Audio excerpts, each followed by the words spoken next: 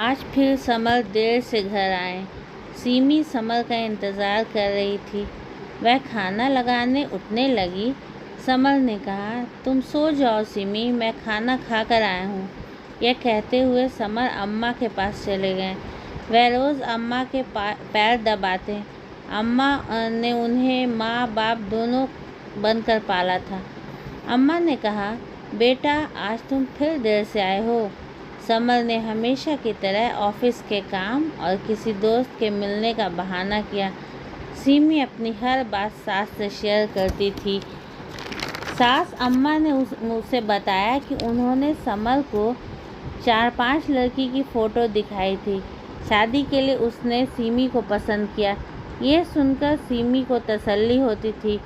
ये समर ने उसे पसंद किया था, वह अनचाही नहीं है। कभी कभी तो समर का देर से आना उसे मशकूक कर देता था। पहले बच्चे की पैदाइश पर समर ने उसका ख्याल रखा। प्यारे से आदिल को पाकर सीमी खुश रहने लगी। कभी कभी उसे समर का व्यवहार पराया सा लगता। प्यार की जो टूट कर चाहे जाने की ख्वाहिश थी वह उसे अधूरी लगती। कभी कभी वह अकेलापन महसूस करती। अम्मा से शेयर करती तो अम्मा उसे कहती, समर तुम्हें चाहता है, उसका नेचर ही ऐसा है। वैसे समर सीमी के खर्च, बच्चे के खर्च, उसका मायके जाने सब का ख्याल रखता। वक्त गुजरा और सीमी ने एक नन्ही सी परी को जन्म दिया। अम्मा समर को कहती, बेटा अब तुम भी बेटी हो, कभी दूसरे की बेटी को दुख मत देना। सीमी बच्चों में मसरूफ़ रहती, लेकिन फुर्सत के वक्त में जब समर देर से घर आता उसे अकेलापन और प्यार की कमी खलती। उसे लगता वो जैसा चाहती है वैसा प्यार, वैसा वक्त, वैसी खिलखिलाहट शायद उसे नहीं मिल रही है। उसे समझ में नहीं आता आखिर क्या है, कुछ तो है। एक दिन अम्मा अचानक बीमार पड़ गईं। उनकी तबीयत बिगड़ी तो सीमी ने समर को कॉल किया। समर का मोबाइल शायद स्विच ऑफ था। सीमी अम्मा को लेकर अस्पताल भागी। वहाँ अम्मा एडमिट किया। थोड़ी देर में समर की कॉल लगी तो सीमी ने बताया। समर भागा हुआ अस्पताल आया।